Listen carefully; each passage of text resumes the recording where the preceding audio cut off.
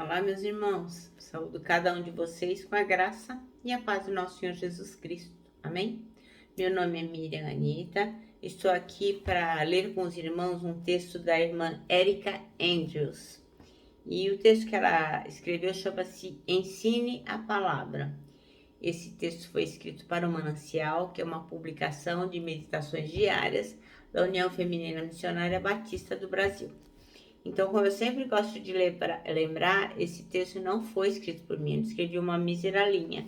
Então, o que eu vou fazer? Vou ler o texto e contar para os irmãos aquilo que eu entendi, tá bom? Então, isto esclarecido, a gente pode orar. Senhor Jesus, nós te agradecemos, pedimos que tu estejas conosco nesta nossa pequena meditação, que possamos ouvir aquilo que tu vais ministrar no nosso coração e que em ouvindo, possamos colocar em prática. Em teu nome oramos. Amém. Bom, o nosso texto está em Mateus 28, é o último capítulo do livro de Mateus. E nós vamos ler este capítulo todinho, que vai do verso 1 até o 20.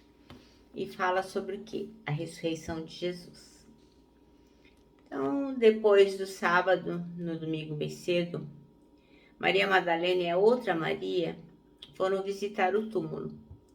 De repente, houve um grande tremor de terra. Um anjo do Senhor desceu do céu, tirou a pedra e sentou-se nela. Ele era parecido com um relâmpago, e as suas roupas eram brancas como a neve. Os guardas tremeram de medo do anjo e ficaram como mortos.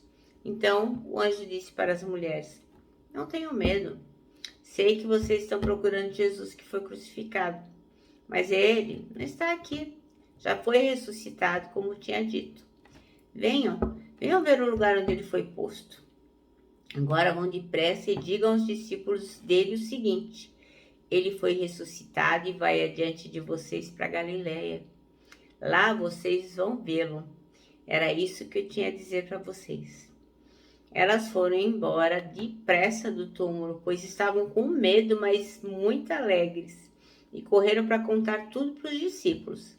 De repente, Jesus se encontrou com elas e disse: que a paz esteja com vocês.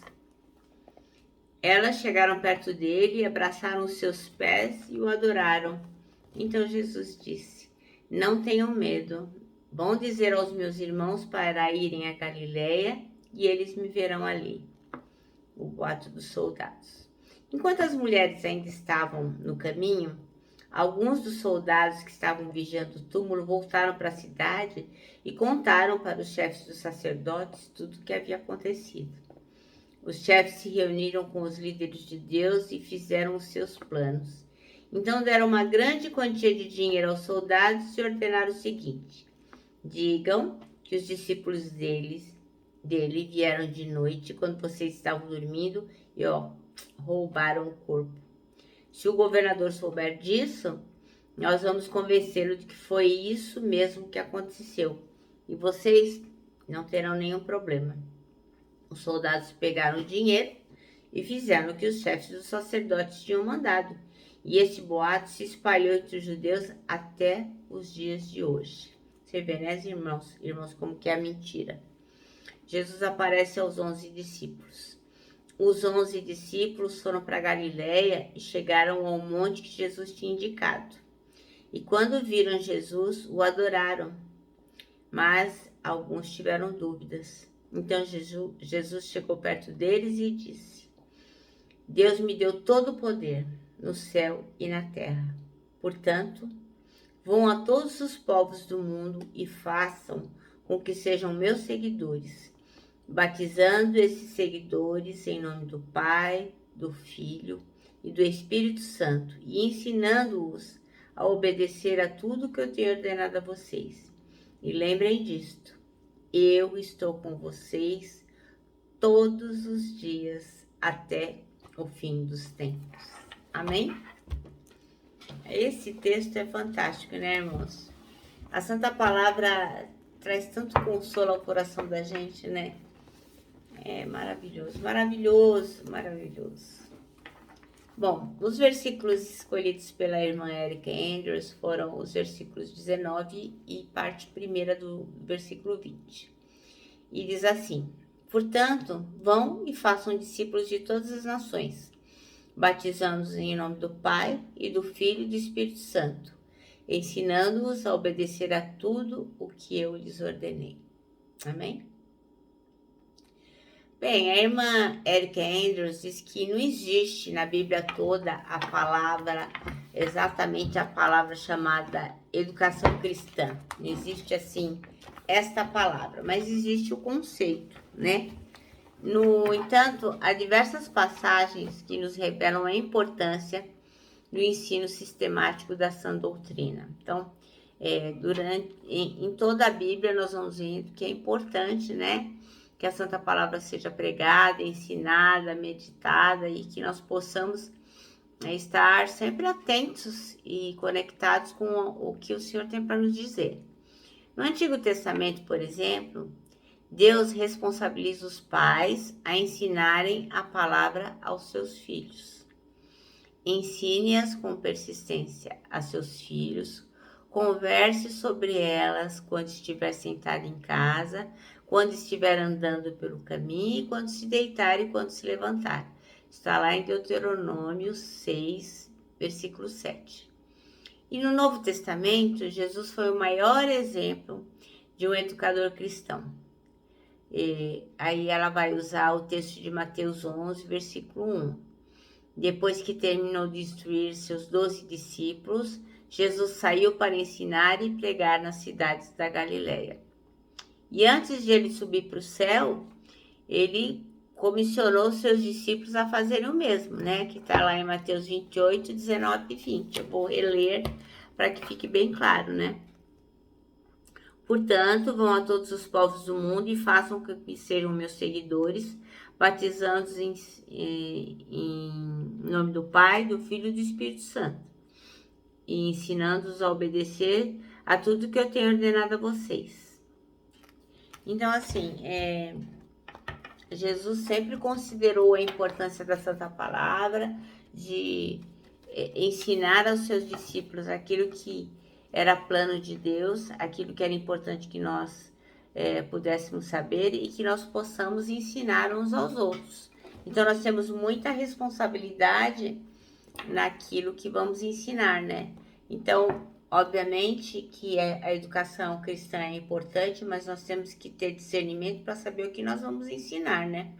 Como que nós vamos educar nossos filhos, as pessoas com quem temos contato, o que que nós vamos falar? Porque se a gente não meditar na palavra, não estuda, a gente sai que nem um papagaio repetindo aquilo que a gente ouve, e nem tudo o que a gente ouve é sã doutrina. Lembra que os bereanos, tudo que era dito, eles iam lá conferir na palavra se aquilo era de fato verdade? Então é fundamental para o nosso processo de crescimento nós saber, além de ensinarmos, sabermos o que estamos ensinando. Então, a educação cristã é um processo de crescimento espiritual fundamentado na palavra de Deus, que vai ocorrendo de que jeito? De pouco em pouco, até o último dia da vida de nós todos, dos servos de Cristo. Então, nunca ninguém pode dizer, eu já sei tudo, eu já sei o suficiente, se orgulhar disso, se ensoberbecer, dizer assim, não, eu sou o sabichão. Não, porque esse é um processo que não acaba nunca, é como a santificação. Você vai aprendendo e aprendendo e aprendendo novas coisas. Inclusive, a mesma passagem, né? Nós aprendemos diversas coisas, porque a Bíblia é viva, a Santa Palavra é viva. Então, cada vez que nós estudamos, meditamos, lemos com atenção, nós vamos aprendendo outras coisas, né? Então, esse processo tem por objetivo nosso comprometimento com Deus e com a proclamação do seu reino, que é o que está lá em Mateus 28, 20. E ensinando-os a obedecer tudo o que eu tenho ordenado a vocês. Então, se a gente não souber o que Jesus tem ordenado, como é que a gente vai ensinar as outras pessoas, né? Então, nós temos que pedir a Deus o quê? Que tenha misericórdia de nós, que nos fortaleça né, para que a gente possa ter discernimento para executar a educação cristã. Aonde? Na nossa casa, nos cultos domésticos, na nossa igreja, para que cada cristão compreenda o seu compromisso pessoal em conhecer a Deus e proclamar a sua salvação ao mundo. A gente tem que ter em mente o quê? Que esse processo não acaba nunca e que a gente tem que pedir para Deus fortalecer a educação cristã nos nossos lares, porque dali o cristianismo vai se irradiar para outros lugares e outras pessoas vão conhecer a palavra. Mas nós temos que, como eu sempre digo, né, estarmos firmes naquilo que estamos lendo, naquilo que estamos aprendendo, estar atentos com quem está pregando a mensagem, conferir na Bíblia se aquilo realmente bate, se não bate. Às vezes, irmãos, a gente fala alguma coisa e nem se dá conta de que falou uma bobagem. Por exemplo, eu aqui, né? Eu sempre digo aquilo que eu entendi, mas pode ser que eu não entenda uma coisa certa e que os irmãos entendam. Então, o que nós vamos fazer? Os irmãos vão me corrigir, os irmãos vão passar esta palavra da forma que é correta.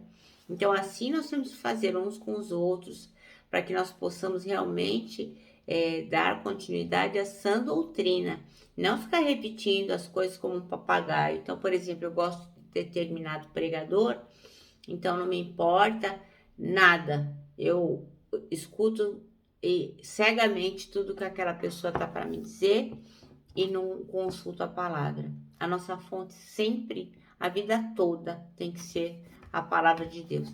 A nossa fonte é esta.